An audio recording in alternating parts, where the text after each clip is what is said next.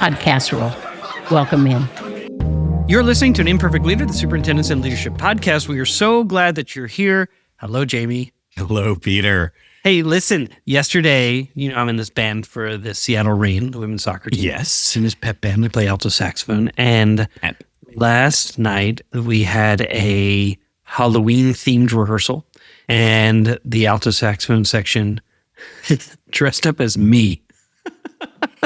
And I said to them, it was borderline ageist, because what defining theme they had for me was I wear these readers that have like lights on them so I can see the damn music. And so they're like, oh, wait. They like put on, I'm going to send you a picture. You got to share the picture my here. God. This is I'll send you a picture. This is Hold story on, doesn't hold work. on, I'll share it. On. Okay, hold on. So they're all wearing these glasses, which is hilarious. And then They all have cardigans on. only one could owned a cardigan. The other couple others wore a sweater. And then they all wanted to complain about how it's so warm. Like, aren't you warm? You wear all your sweater? I'm like, no, I'm always cold.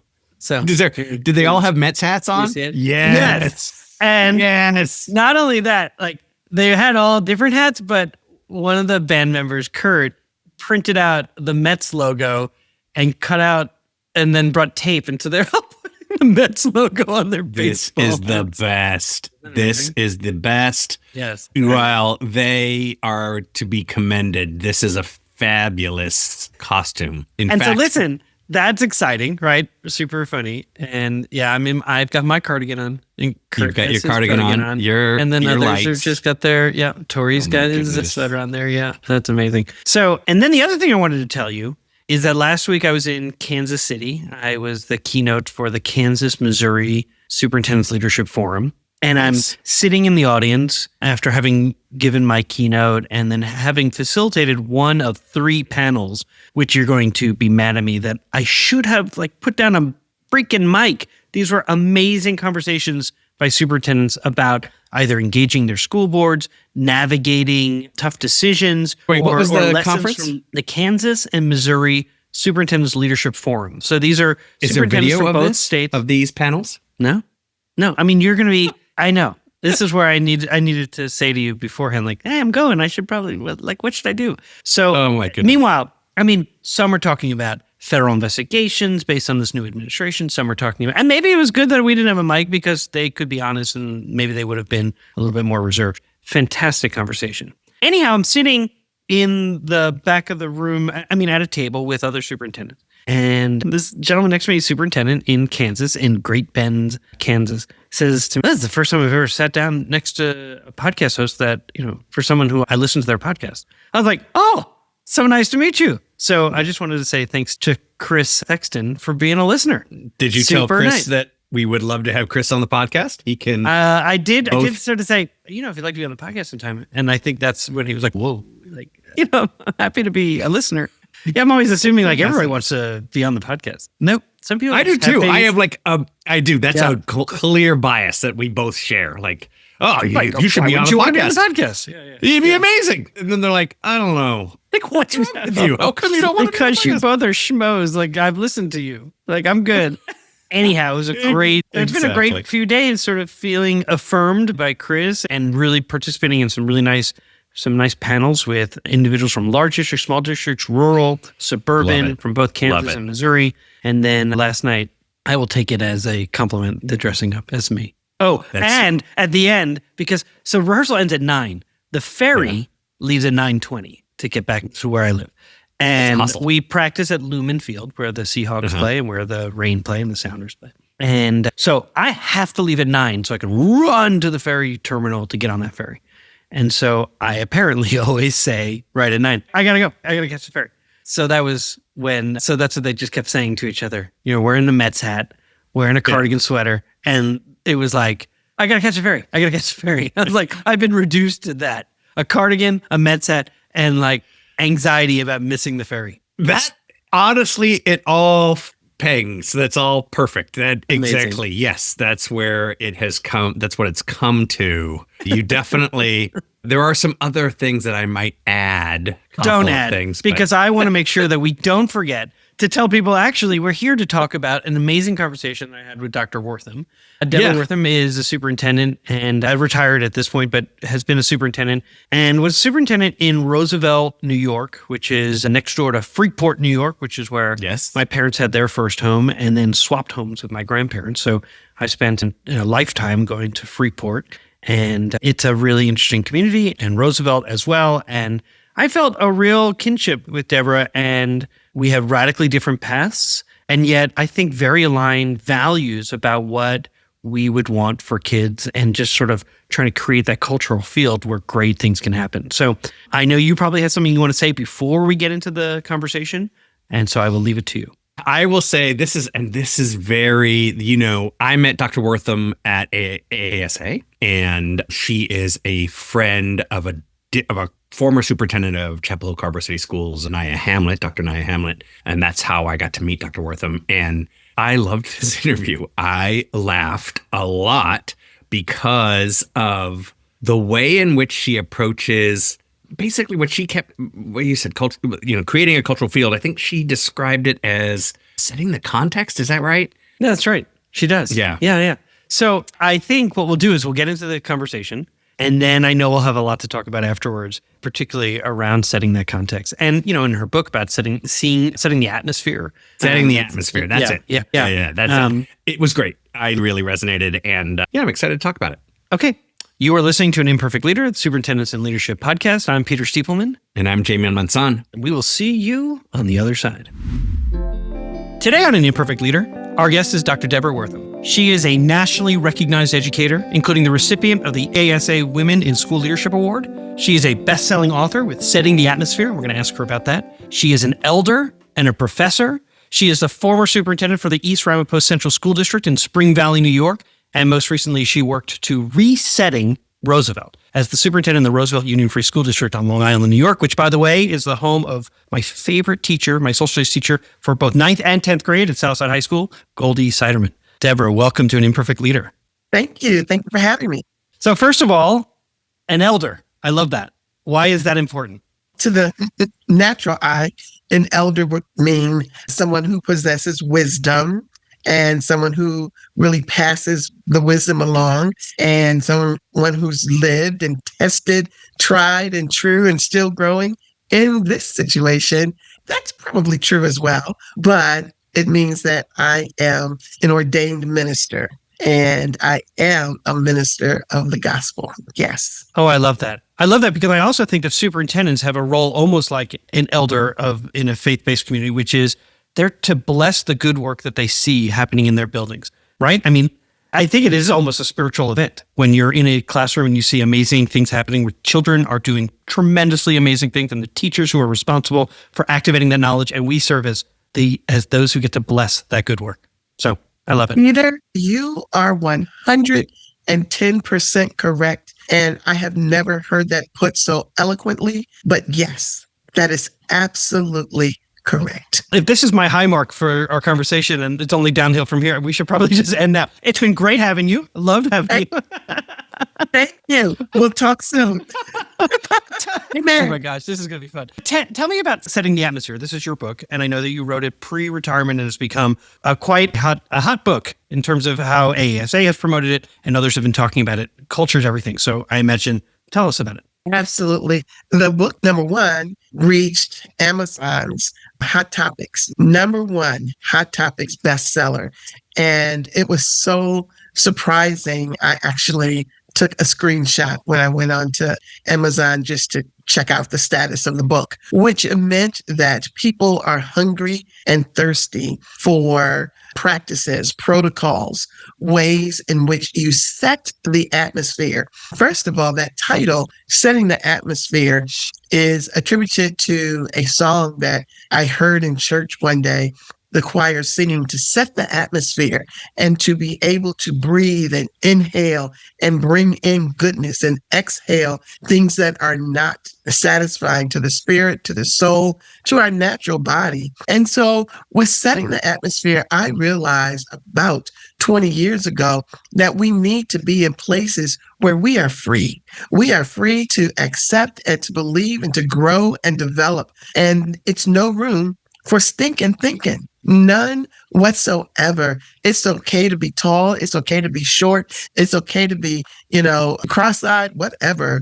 But when you set the atmosphere, you give people permission to grow, develop, and succeed. And that's what this is all about. What's significant about this book is that it gives true stories about moving forward, moving school districts forward. So it's appropriate for teachers, principals, superintendents, members of boards of education, and it tells examples of how I was led by the Spirit actually to transform multiple school districts. And it also gives accompanying scriptures that really spoke to my heart as I moved forward in every position that I held. I know it was bold and brave, but guess what? What? I'm so glad you asked. And Peter, people have said from across the aisles, I'll say, that regardless of your faith, regardless of your belief, this book really appeals to everyone. And that's how we became bestseller for Hot New Topics. It speaks to the heart. It speaks to the spirit. It speaks to the soul and gives wisdom for moving school districts forward. I really appreciate this. I really, truly, I wish you could meet Goldie Siderman. She would have been a terrific elder to talk to when you were in Roosevelt. I almost joked, or Flava Flav. I mean, he was born in Roosevelt, but he grew up in Freeport next door. My friend saw him on a train once. He was off to see grandma. So it was pretty neat. Anyway, but Goldie used to enter the classroom each day and she would say, almost seemingly floating on air. She would say, "Good morning. Today you must answer this question." She asked the same question every day. Are you a scholar or a masquerader? And to this day, I choose to be a scholar, no more masquerading, right? And so sometimes I fall short, which is, I guess, why we're an imperfect leader. Yeah, that's true. Related to Goldie every day. Yes, ma'am. And when I say every day, I mean every day I would say to the students, smart is not, and they would follow through with something you are. And I would say smart is, and they would say something you get. See, people think that you are born smart.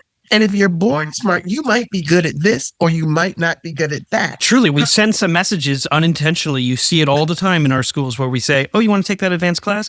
It's hard." And a kid hears, "Oh, you don't think I can do it." Or we say, "Oh, you want to take that advanced math class? That calculator is pretty expensive. Oh, you don't think I can do it or afford it, so I guess I shouldn't take it." Yeah, I love the fact that you've got this mantra and rallying cry of, no, smart is what you are, right? Smart is what, yeah. Okay. That's it. All right. We're never going to get to the other questions I love it. But actually, I want to ask you this question because you talk about setting the atmosphere. And my first question really was about would you talk a little bit about some of the protocols that you use to help leaders cultivate that collaborative environment? Because it's one thing to make sure and to create that cultural field where everybody in your school community feels valued and honored. And then you also have to take that next step of creating that collaborative environment where people are learning from and with each other. I thought you were going to ask the question. I didn't know you were going to ask it and answer it. Oh, you clearly haven't worked with me because, it's like I could just do the podcast, Peter, great question. Let me answer it for you. And then the guest is going, hey, at what point do I get to participate? Okay, but I'm curious, what are the protocols that you use? That was great and a great answer as well. See, collaboration doesn't just happen by accident. It's cultivated. When you collaboration, by the very stretch of the word, it's co-labor, that you work together. One strategy that we use, and I declare, I believe I am the only person in the whole wide world who does this, but I believe it with my whole heart. And that's why I did it. And that being morning message. Morning message. Since 2008, when I became superintendent, I would pre-record a 1 minute or 2 minute morning message. And it would go like this. Good morning. This is Dr. Wortham, superintendent. How are you today? Listen, today is going to be a great day. Why? Because you are in it. Smart is not something you are. Smart is something you get. You get smart every day. Come on. Today is the day to get smart. See you later. I'm making that my ringtone. My ringtone on my phone. I'm going to make that my ringtone. Like, so when someone calls me, it's going to be like, smart is not what you are. It's what you get to be. Yeah. It's going to be great. I'll just keep saying it over. Hard work. Yeah. And It's based on hard work.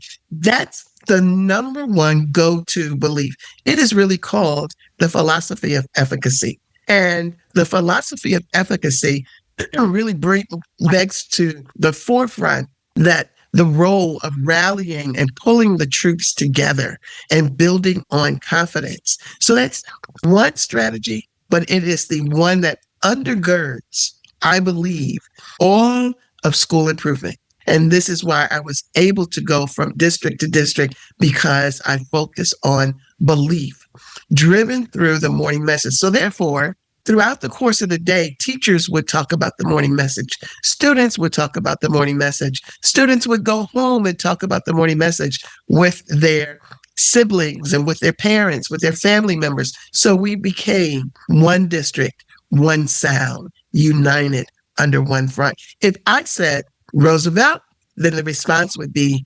rising. In any district where I served, there was a call and response. So that's another strategy. What do you do to jumpstart students, staff, administrators, parents to bring this sense of belonging? I'd like to jump in because this is something that really caught my eye in when it was suggested that I reach out to you about having this conversation. And in the leadership model that I use to advise others, there's this dimension, nested patterns. And it really seems like one of your nested patterns is high-level collaboration and shared leadership. And when I say shared, I mean in the fact that, and this was, you specifically reference a concentric circle model with students at the center.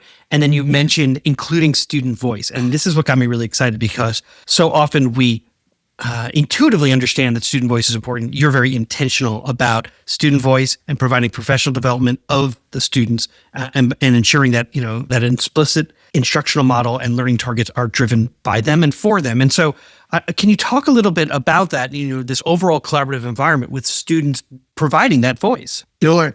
One of the strategies that we use is the law of significance from John Maxwell, where we believe that one is too small a number to achieve greatness. And so we cultivate the fact that we want our young people and our administrators to work together, not working in silos, but working in circles. That sounds good. I'm going to say it again, that we remind them that it's good not to work in silos, but to work in circles. Circles are never ending. And so therefore you don't have an opportunity to get off and to have discrepancies, because that circle is still moving and fluid. And so therefore the conversation continues on.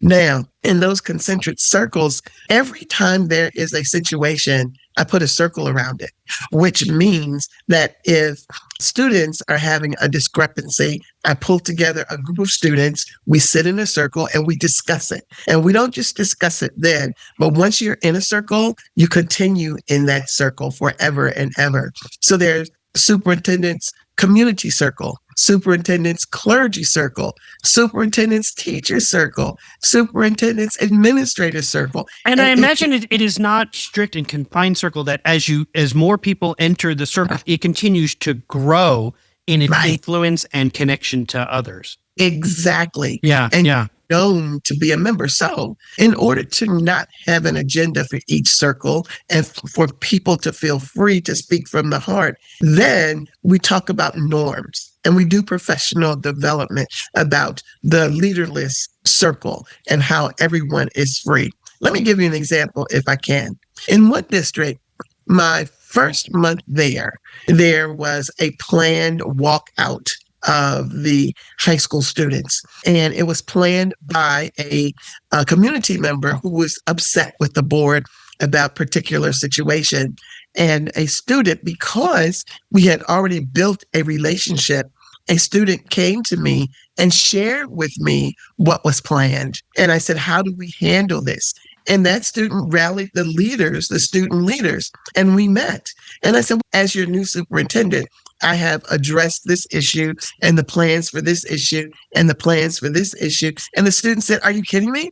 You're really on these issues that have been plaguing us for years? And I said, yes. And they said, Dr. Wortham, we need to go to the other high schools. So we got a van and we put the students on the band. We took them to the other high schools and they led assemblies. I stood on the wall and I listened to our students say, we're on the right move. We're going to trust our superintendent to manifest all of these things that we need. So therefore, instead of a walkout, it wasn't a rebellion, it was a revelation. And when you teach students how to advocate for their academics, then you have a movement. And that, my friend, we turn disillusion into determination. I love it. I always write notes as people are talking, and often, I have a few notes. I have so many notes right now. These are just gems, just wisdom. I'd like to ask you a question that I ask every guest who comes on our program, and that is, how does the term an imperfect leader resonate with you? Yeah, that's I'm guilty as charged. And it is, to the natural, you would say imperfect. I'm not imperfect. However, if you know the underlining of what an imperfect leader is and what you attribute that to, there are two ways. That it's called the learning goal orientation or the performance goal orientation. And in every situation, one of those two individuals will show up. The performance goal orientation will not let you know that they have flaws, but the learning goal orientation leader will say, it's okay not to know, but it is not okay not to know and not to learn. Imperfect, it's okay not to know, but it's not okay not to know and not to learn. Don't indict me for that. That's what it means to be imperfect. It's not permanent. It's positional, situational, but it's not permanent. Yeah. And you better learn from that imperfection, whatever it is. And we'll be right back. This is Greg Meyer, Jamie's partner at APC Leadership Collaborative. When you hear Jamie here on an Imperfect Leader podcast, I hope you pick up on what a skillful listener he is and that he has a knack for asking hard, revealing questions. Those are skills that we try to employ with every leader we support in our work. As coaches, we ask questions that help you work out your own path forward, no matter how complex the situation is. You shouldn't have to lead alone. You deserve a great partner. Contact APC Leadership Collaborative online at apccollab.com. Hey, district leaders, I know you already know this. In schools worldwide, cell phones are posing real challenges on student engagement and mental well-being, and I want you to meet Yonder, a proud sponsor of an Imperfect Leader. And let me share this story from a visit I made to some schools in Silicon Valley. I asked some kids what they liked about Yonder, and after some funny looks, they shared that actually, with Yonder, teachers don't have to battle with them over phones anymore. In fact, one kid said to me he didn't have to worry anymore about his parents texting him in class, and the kid next to him sort of shoved him and goes, "Texting? My mom used to FaceTime me in class." I want to introduce you to a support system that increases teaching and learning. I want you to discover why 1 million students choose Yonder daily. Minimize distractions, maximize learning potential. To learn more, go to overyonder.com. YONDR. We're back for segment 2 of an Imperfect Leader called Imperfect Leadership in After Action. And my guest today is Dr. Deborah Wortham. And she is an educator. She is an author. She is an elder, as we now know what that means. And I'm grateful to be in her presence. She is a professor. She's a superintendent. And she's the CEO of Wortham Educational Enterprises. And in this segment, we ask our guests to deconstruct a decision that they've made. And then we discuss it. Deborah, what happened? The teachers came to me, third grade teachers, and they said, Dr. Wortham, we're teaching third grade and the children are nowhere near reading on grade level. They're not reading on grade level. Now, I had 1,000 thoughts in my mind of how I wanted to respond, but I looked at them and I said, teach them. Just teach them. I said, better yet, teach them on grade level. And when you identify the skills where they are not strong, then do subgroups, differentiate instruction. Just teach them all on grade level. And then when you see the skills that they need to perfect, then do small group instruction. And they walked away happy. And I sat in my chair and said, what did that mean? They asked a question. I had no answer. But on the moment, this grandiose response surfaced. Let me tell you, now this was in a district where the Secretary of Education said, you have 1 year to get these scores up. I was new to this district. And I said, what did I just say to them?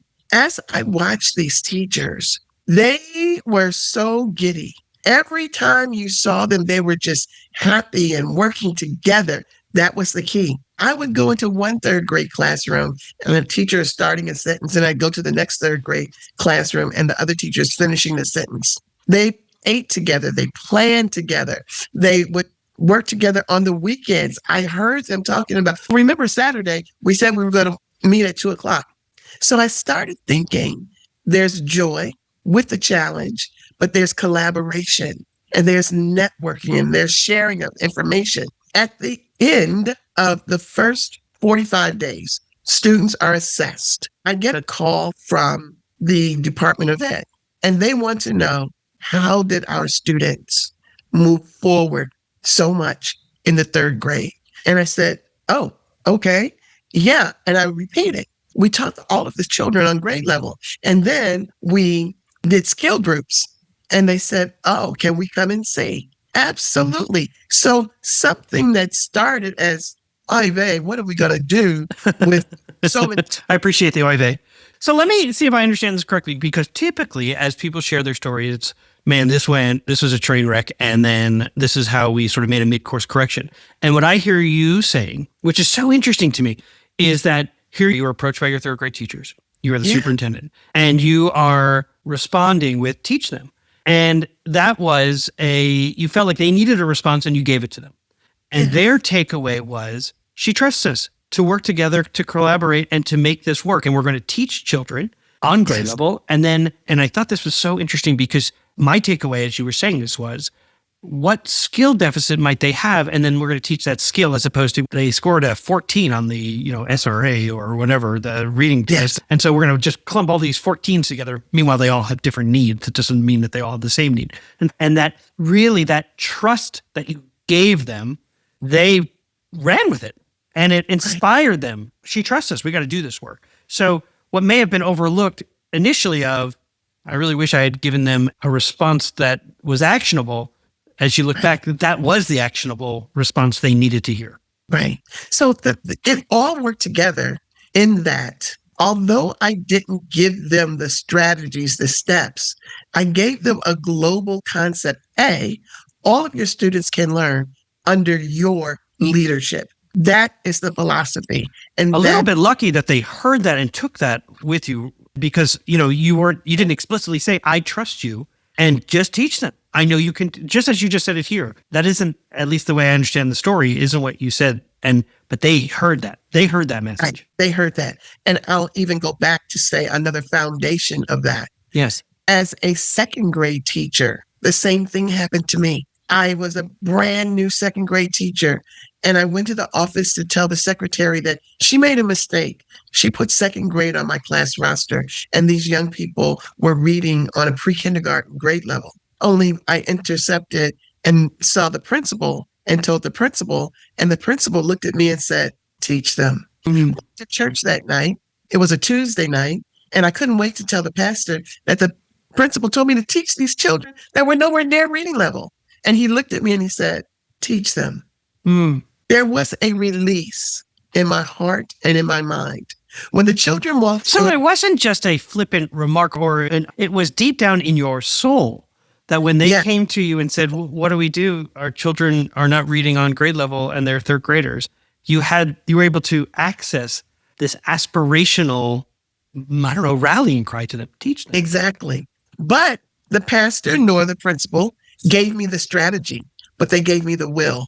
They gave me the undeniable spirit of confidence, faith, that through me, I could make a difference. And so at the end, so when the students in my class came in, they looked at me as if to say, do you know we can't read? And I looked at them as if to say, I know you can't, but you will. Every time we introduced a new skill, we used hand signals, such as details or facts. Facts are things that are true. The main idea is what the story is mostly about. At the end of that year, my second graders, the lowest reading level was third grade. The highest level was 12th grade on average. So what we have to do is to release to our teachers the spirit of confidence that we believe in you. That's why the morale is so low. It's not that people don't get paid enough, but that the confidence is not there. I have conversations every week with superintendents all over the nation. And obviously, I want to talk to the very best. And you can expect that the conversations are fairly inspiring. When we talk about what they're hearing in their communities or in their state, they reveal exactly what I think you're saying. And that is often a leader of a system thinks that they need to adopt a program as a way to fix children and fix teachers. And what you and so many colleagues around the nation are saying is, oh no, we're not trying to fix anyone. And that's why there's such low morale, is because we've stopped telling people we trust them and that we have faith in them. Now, I'm not suggesting that everybody needs continued professional learning and growth. I mean, every one of us wants to get better. It has to start with that foundational belief, principles, and values of, we believe in you. And I don't hear that enough around the country. And, it's so refreshing to hear you say it. Peter, confidence leads to effective effort. That means hard work. That means coming up with a strategy, commitment, and focus. And that leads to success. So first of all, I have to cultivate confidence. That is the key. Then when people feel confident, they will to work hard. And when they see the success, then their confidence goes higher. You're talking about reinforcement loops. I mean, it's a reinforcing loop. When if I am rewarded for the effort I've put in, I'll put in more effort to continue to get rewards. And because I don't think you're suggesting, look, I'm not just saying that, kids had to learn how to read. It wasn't just hand signals, but the hand signals were a way to really help emphasize some of the core comprehension skills. And then we had to really suggest to children, and I have a question about relationships, what you learn about relationships.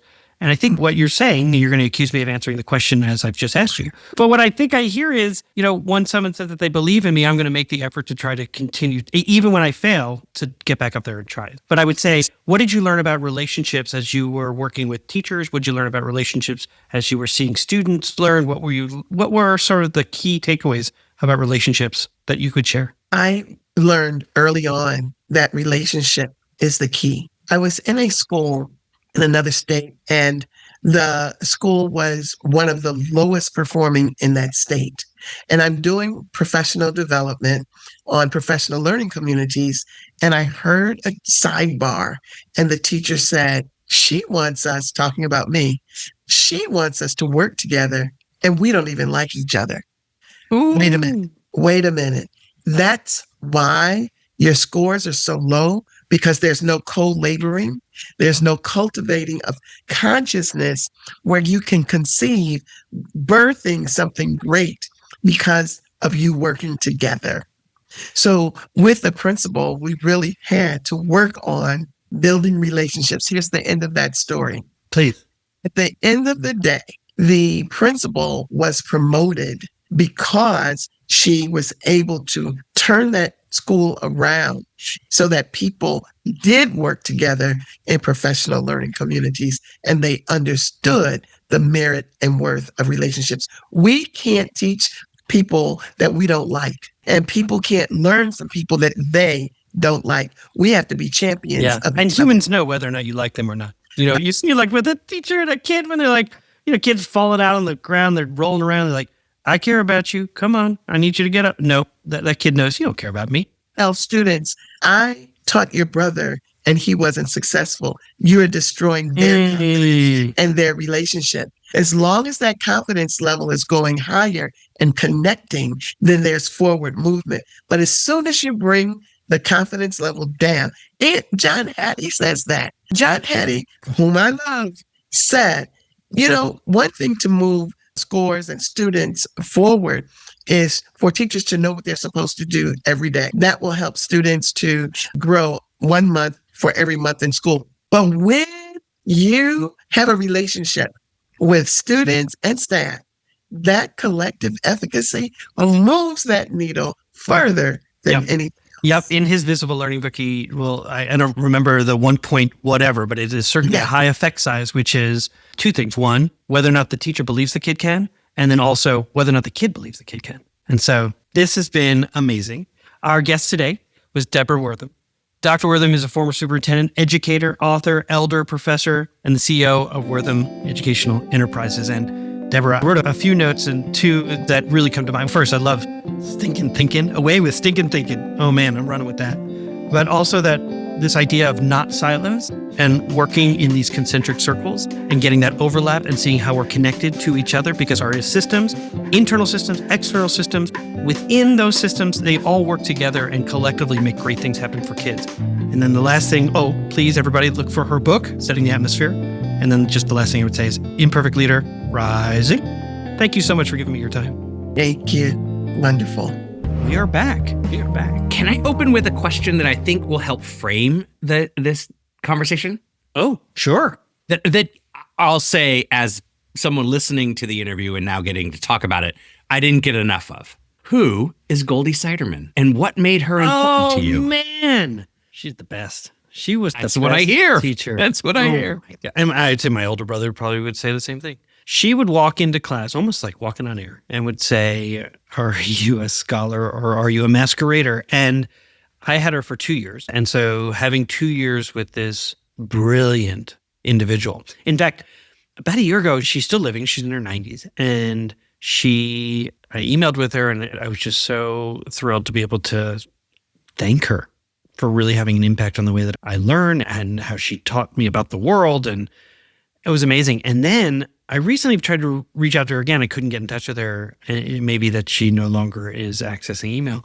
But I did find a conversation that she had with her grandsons to do sort of like an oral history. And it was awesome. I mean, she walked through her life, and her husband was a superintendent, and they both went to Harvard, and they were in the Peace Corps. And I mean, they just had this life experience that they brought to our small town in Long Island that was really meaningful. You know, you think about teachers, for the most part, so many of them were really successful in school, and then they go to college and they know how to do school, and then they go back and do their student teaching. And it's just a self-perpetuating sort of model of the same thing, which is why so many people say you could take someone from the 1920s and drop them in a school and they would know exactly where they are. The schools in some ways haven't changed. So many they have, but in some ways they haven't. And Goldie was just like, I don't know, she agitated the system. She was just an anomaly in a very traditional system. So I think last week, maybe, or a couple of weeks ago, we talked about the factory model school. Yeah. And she was basically like, I'm going to throw this wrench in this gear. It's probably going to make things break. That's okay. Let's go. Let's do something interesting about that. Yeah. I love it. Yeah. And we never knew her politics. And yet she would debate in such a beautiful way. So that's who Goldie Siderman was just such a meaningful person in my own development as an individual. I feel like I should get a bell for that question. Ding, ding. Yeah, I'm like, I knew that one would get you going. Because I was like, that made me think of this. And you were like, ready to share. And I was like, it's not about you. Let's put Goldie Siderman aside. That's right. Dr. Right. Wortham. I know. Right here. Sorry. She's right here. Sorry, Dr. Deborah Wortham. This is about you. That's right. Sometimes the podcast, it's the Imperfect Leader Superintendent Leadership Podcast, not Peter's reflections on his life. It's so good. It's so good. It's I love that part of the. But did you notice that I was like, my friend was on a train and Flava Flav was on the train, and she was like, that's great. Oh, I wrote that down. Super excited. I said the Flava Flav joke did not go far. No, it didn't. She was like, oh man, London. My friend Jesse Levine saw him on the train. He was like, I'm off to see my grandma. She was like, yeah, people do that. They get on trains. They go to see their grandmothers. They're just like us.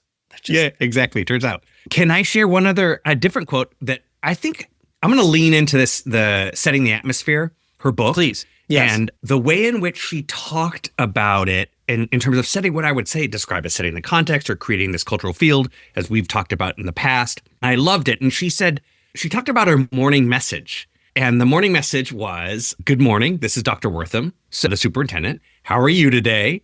Listen, today is going to be a great day. Why? Because you're in it. And then she would do the call and response. Smart is not something. They would say you are. Smart is something you get. You get smart every day. Come on. Today is the day to get smart. Here's what I love about this. And it's so simple. This is the craziest, super simple thing that she did. It's reliable. She never misses a day. Every single day she does this. That's number one. So that reliability builds the trust that students know she's going to be there and that she's going to be there to inspire them, to tell them that this is something they're working on, not something that they inherently are. That's so interesting about, the message I took away, similar to what you just said, like, oh, that's really inspiring. That's very nice. Didn't put as much thought into, and I'm so glad that you're raising this up for all of us, is the importance of being visible, and that can be heard, but being present, being there each and every day. And she literally is in a district that has lots of mobility, lots of challenging situations, and it matters that they hear her each day saying, I am never giving up on you, essentially, right? You are so important to me, and, intelligence is what we become. Correct. I love it. Speaking of productive struggle, you may not feel it in this moment. I believe in you kind of thing. Yeah, I love that. I also thought this came to mind, and I've said this before with other leaders that I've worked with, and that is that she says that she's like, I did this every day, and it's the same thing. She basically said almost the same thing every day. And sometimes she even recorded it knowing that she wasn't going to be able to do it live. I think that's amazing. I bet she did it so much that people started to make fun of it. Like it became a joke. It's to the point where we started. Your sax ensemble doing Peter, dressing up as Peter, shows that there is enough understanding of who we are that this can be made fun of. This is what I say. I'll say things like this to the leaders. I say, your vision is strong if people are making fun of it. Say that again. And I'll tell you why I think you should say it again, is because we sometimes begin to withdraw. We Are One was mine, right? We Are One, right? And I'd sing it and people would make fun of the songs. And I'll tell you, when I was when I moved on and my successor arrived, I would get these texts that said, boy, I wish we were singing that damn song now. Or they'd say to their friends, bet you're missing that song now. It's so funny. So say it again. I bet you What got do you tell nothing people? but flack for We Are One. Sometimes, depending on the context and the age, right? Not Sure. the age of the individual, but the grade span of the place that I was singing at. Because certainly in elementary, they're like, oh yeah, high that's school so is like, great. the hell? What else? What are you doing? Yeah, exactly. What I'm saying is, I said that your vision or mission statement in this case could also be that it's ingrained when people are able to make fun of it. Not make fun of it because it's dumb. They're making fun of it because they know it. And they're starting to mess with the language of it. And they're starting to figure out how to actually twist it and mess around with it. And it's not like they're eliminating it or telling you that it's not worth it. They're actually saying the opposite. They're saying, this is who I am, and I'm a part of this, and isn't it silly? That's interesting. I mean, almost like, loved it. I'm thinking about musicians and sampling and playing with, and so it's recognizing something that's beautiful and recognizable and maybe enduring, and then playing around with it and saying, I'm going to make this mine. And It's so good. Yeah, I hadn't thought about that. That's so interesting. And so then I imagine, Dr. Wortham talks about confidence, and that confidence leads to effective effort and releasing teachers and that spirit of confidence that we believe in you. And I'm trying to figure out how to, and maybe it's just pretty easy to sort of stitch those together. It's like, once the people are starting to make fun of it a little bit, it also means that they're going to stitch their personal values to these organizational values, and then they're going to do some marvelous things, as long as you don't get in the way. Sometimes we get in the way of it. And that's or I think our egos do, right? It's not meant to be silly. It's meant to be this. She even talks about that. Our very question of, what does an imperfect leader mean to you is rooted in everything's silly. It's all silly. We all, even in the seriousness, there's going to be something that's silly, which goes to that you have enough confidence. They feel like they have enough confidence to say, here's how I connect to what you're saying, we are one, or in this case, the morning message, which leads me to that question. And this is me asking again, a former superintendent, what builds confidence in a system? How do you build individual confidence in the system? Okay. I will tell you, looking back, yes, confidence is built through consistency message. Confidence is built when you avoid the impulse to keep creating new precedents. Like that creates confusion, and confusion creates anxiety. It creates false starts. It creates frustration. And so I would go back to consistency in what you have decided is sort of what you have said, this is our compelling purpose. All my actions are going to reflect a desire to stay on that path. I love that. I can tell you that sometimes I found myself going, oh, what if we tried that? And I would need, and sometimes I didn't have that person or people until later on in my superintendency where I created a brain trust. The brain trust probably violated every board policy in terms of straight talk because you'd hear things like, what the fuck are you thinking? Right? And I'd be like, what? I think this is important. They go, it's all important. It's all important. Yeah. Stay focused. That's what's going to help us gain trust, gain progress, confidence in the system. And so I'm just wiser now than when I first started. And I was just like so anxious to see so much positive change. And the system can't handle all of that. I mean, 8 organizational goals was my right out of the gate. God. So everything I love about that is so Peter, and what I know about Peter and my friend Peter, and they're like, of course there's 8 organizational goals. Yeah. There's so many things that we got to focus focus what they on. are. I can tell you right now, all 8. Still to this day. I'm sure And then when they can. go, 8 is too many, I go, which one do you want to take out? And people are like, listen, it's not like, what kind of question is that? Do you want to take out third grade reading? No. Do you want to take out transitions into middle school and into high school? I'm not suggesting that. What I'm suggesting is it can't all be the focus of our work. That's exhausting. Correct. And impossible. Correct. I believe what builds confidence and what builds teams, strong teams. Listeners, this is so good. Jamie is so good at Peter, now's the time for you to ask me, Jamie, what do you think builds confidence? Peter is so stuck in his mind right now that I'm just going to say, Peter, this is what I think builds confidence in the system. I asked you. I know, but I didn't reciprocate with, what do you think? I'm learning how to share mine sometimes. I don't need to always share mine because I think actually what I love about this, in some ways, I get to interview a superintendent every single episode, right? I get to interview you. And that part is fun to hear a superintendent reflect on another superintendent's experience and connect that to his own and where he was imperfect. I dig it. I really dig it. I think confidence is built by working together and believing people can work together without you as a leader.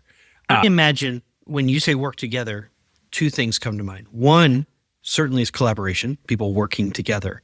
And second, which is what I believe that you do when you help school districts with their own strategic planning or when you're just working with teams, is understanding whether it's called shared leadership or distributed leadership, that it isn't leading by title, but that everyone is going to play a meaningful role that they bring their experiences and their skills to so that they can collaborate meaningfully.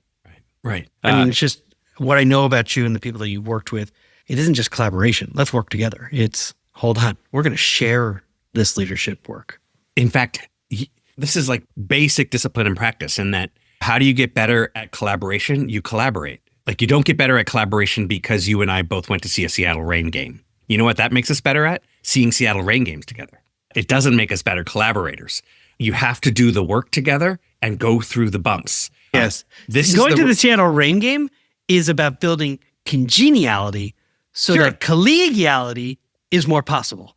Oh, I love it. Like, we're good. We're also good partners in relation to the word use. Exactly. Doesn't mean I don't want to go to a Seattle Reign game. I love it. I would be super fun. I'm all in. But that's not what built, it's like when the principal takes the staff to a ropes course. You know what that's going to do? It's going to make everybody a little bit better at ropes courses. That will not help them be better.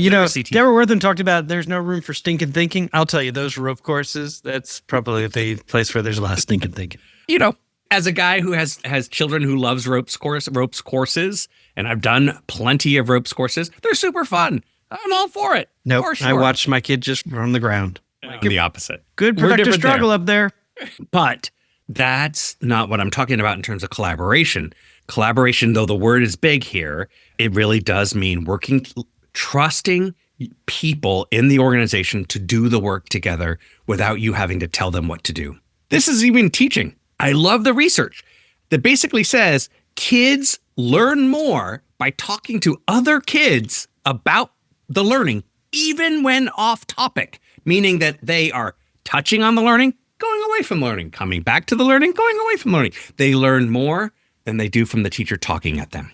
Beautiful. Yeah. I think there's some really great learning in this episode. I do too. Really I do appreciate too. it. Yeah, it was good. I did. I really enjoyed her so much, and I resonated with how she talked and how she framed her work. She ended with that idea of being learner-oriented, not goal-oriented. I really dug that. And I hope that my mom and I talked about this morning, and that can you be a lifelong learner? What does it take to be a lifelong learner? When do you know where you're afraid to be a learner? Which parts of your life? Because I think people try, but there's some parts of our lives that where we don't, and we're good with that. Well, I'll tell you, I think I have another listener who I spoke with earlier this week, Elizabeth Smith at Georgia Tech, and that's exactly the work that they're trying to do, is try to figure out how to bridge together K-12 institutions and higher education, specifically looking at lifelong learning, not just the undergraduate and graduate folks. It's beyond that. And I thought that was kind of interesting work. So what a great way to end. For those who are listening, if you have a morning message that you would love to share with us, I'd love to see it. That would be so cool. Yes, please. Yeah. Also, give us 5 stars. That's right. Please. You've been listening to an Imperfect Leader, the Superintendents and Leadership Podcast. I'm Peter Stiefelman. And I'm Jamie Amansan. And we will see you next week. Jamie. Yeah, see you next week. All right. Take care. See ya. Music for An Imperfect Leader was written and arranged by Ian Varley. Sam Falbo created our artwork, a wood print inspired Daruma doll butterfly. Remember, imperfect leadership is not a scarlet letter. It's a badge of honor. It recognizes that serving as a lead learner is about being a vulnerable leader, an empathetic leader, a compassionate leader. We are proud to be imperfect leaders, so join us next time for another episode of An Imperfect Leader, the Superintendents and Leadership Podcast.